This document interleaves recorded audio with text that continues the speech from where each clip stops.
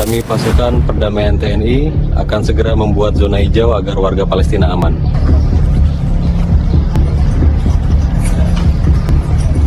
Jumlah korban di pihak militer Israel dilaporkan meningkat tajam setelah rangkaian serangan balasan TNI dilakukan di berbagai titik strategis di seluruh Gaza. Data awal yang diterima dari sumber militer di lapangan menyebutkan bahwa total 50 tentara Israel tewas dalam serangan terkoordinasi yang berlangsung sepanjang 36 jam terakhir.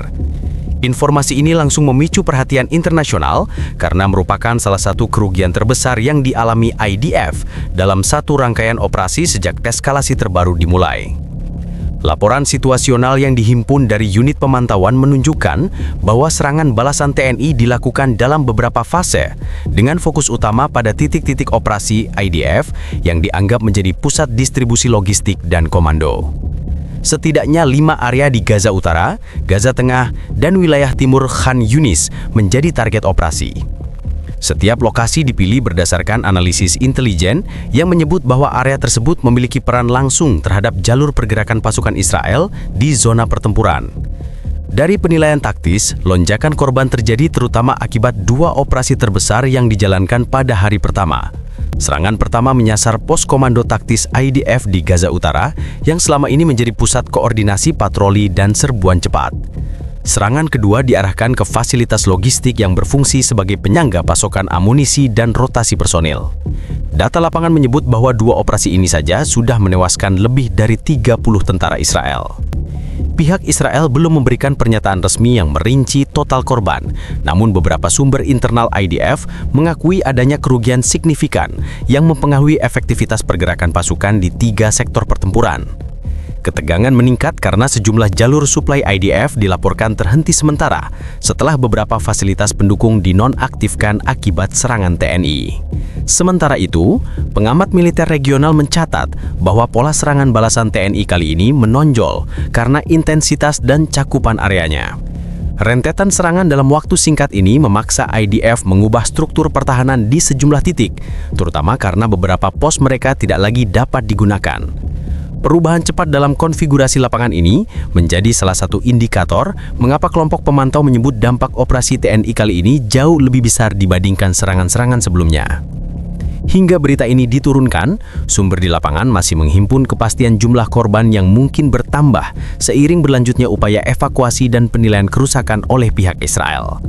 Namun angka sementara 50 tentara tewas sudah cukup untuk menunjukkan bahwa operasi balasan TNI berhasil memberikan tekanan signifikan terhadap struktur militer Israel di Gaza.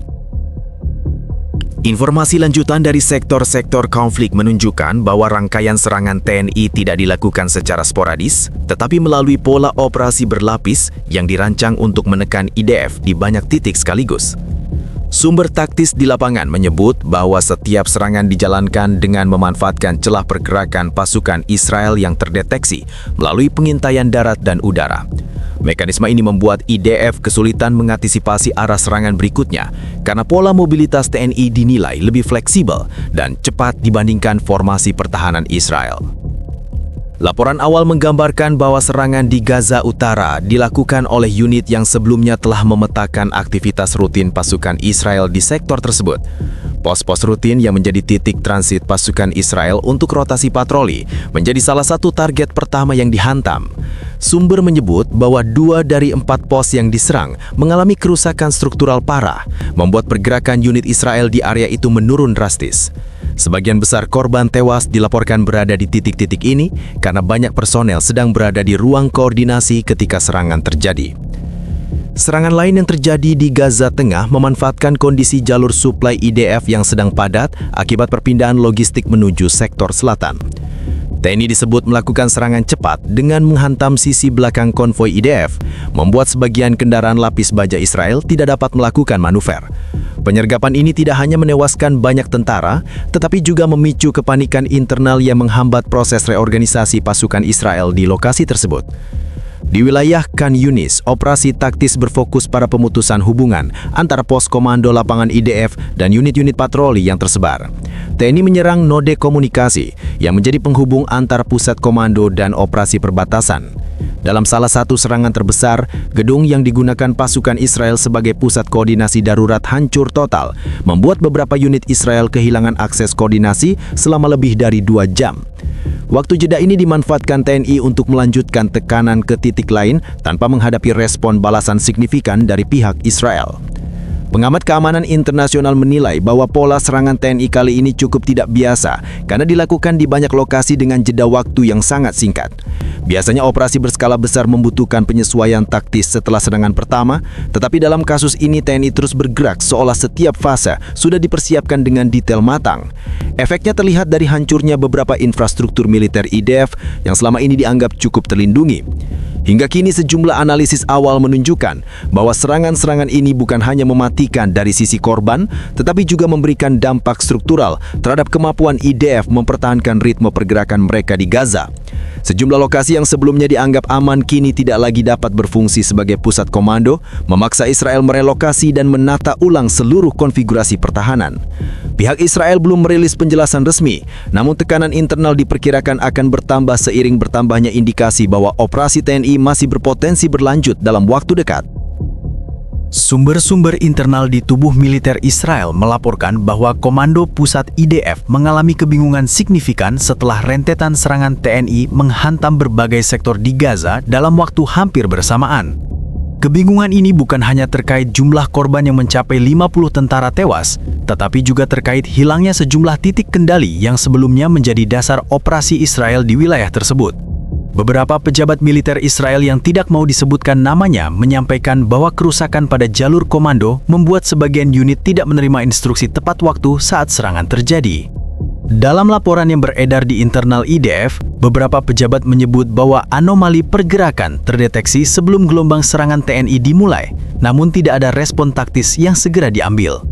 Laporan ini memicu kritik internal terhadap sistem peringatan dini yang selama ini digadang-gadang mampu memprediksi pola serangan pihak lawan.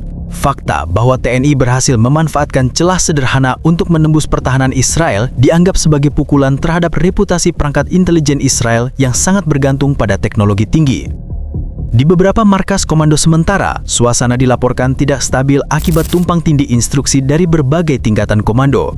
Sejumlah unit lapangan mengaku menerima perintah yang saling bertentangan, mulai dari instruksi bertahan total hingga perintah mundur mendadak. Keadaan ini menunjukkan bahwa IDF belum berhasil memulihkan rantai komunikasi yang rusak akibat serangan TNI di Han Yunus dan Gaza Utara. Kondisi tersebut memaksa beberapa komandan lapangan mengambil keputusan improvisasi yang justru makin menyulitkan proses reorganisasi pasukan.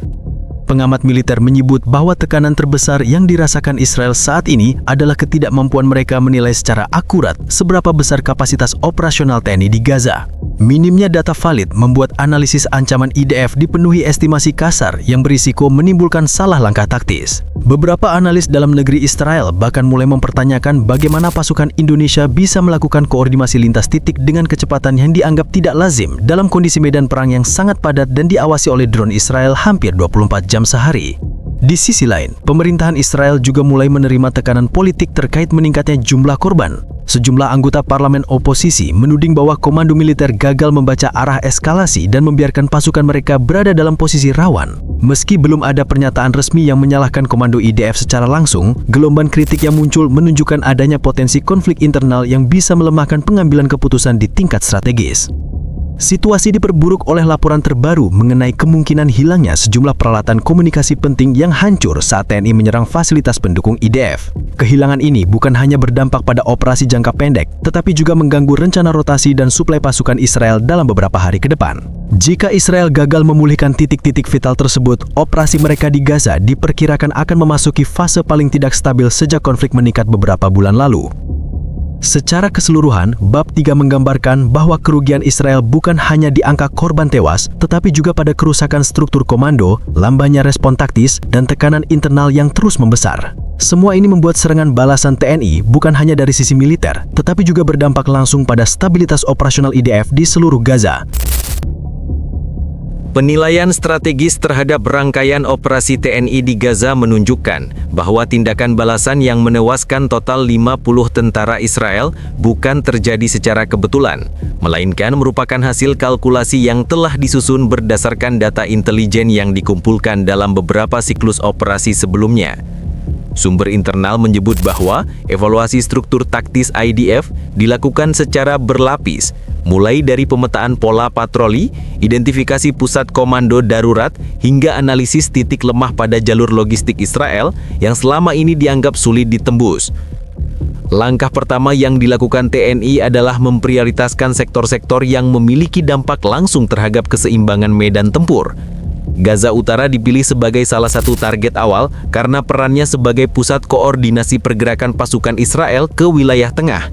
Menurut laporan operasional, TNI menilai bahwa melemahkan titik ini berarti memperlambat kemampuan IDF merespons serangan di sektor lain. Strategi ini terbukti efektif ketika beberapa unit Israel dilaporkan tidak menerima instruksi terbaru setelah fasilitas komunikasi mereka dihancurkan. Evaluasi serangan terhadap Gaza Tengah menunjukkan bahwa operasi TNI memanfaatkan celah yang jarang diperhatikan Israel, area perpindahan logistik yang tidak mendapat perlindungan maksimal. TNI memastikan bahwa serangan diarahkan pada titik-titik yang sedang mengalami lalu lintas tinggi personel dan kendaraan, sehingga potensi korban meningkat secara signifikan. Data lapangan memperlihatkan bahwa serangan ini bukan hanya menghancurkan sebagian jalur suplai, tetapi juga membuat Israel kehilangan momentum rotasi pasukan selama beberapa jam.